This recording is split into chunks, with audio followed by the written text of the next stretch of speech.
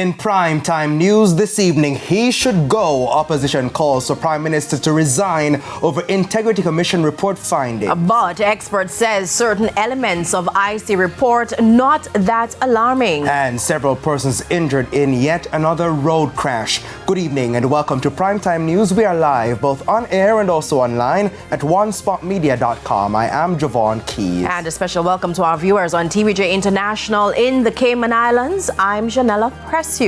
Now, with a preview of what's to come in business news, here's Andrea Chisholm.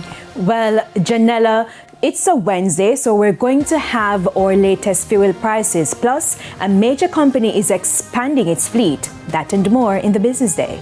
Thank you so much, Andrea. With a preview of what's to come in sports, here's Jermaine Brown. Well, thank you, Javon. Well, are the stadium lights ready or not? Well, last night, they're not quite ready, and they'll be put to the test tonight. Again, we'll tell you about that a bit later on. Not him just answering his own question. I guess we'll be enlightened in the story later on.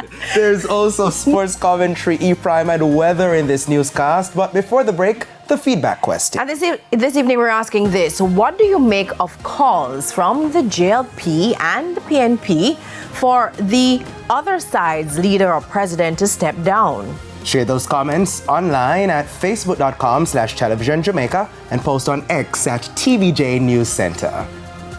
Please stay with us. Primetime News returns after this break.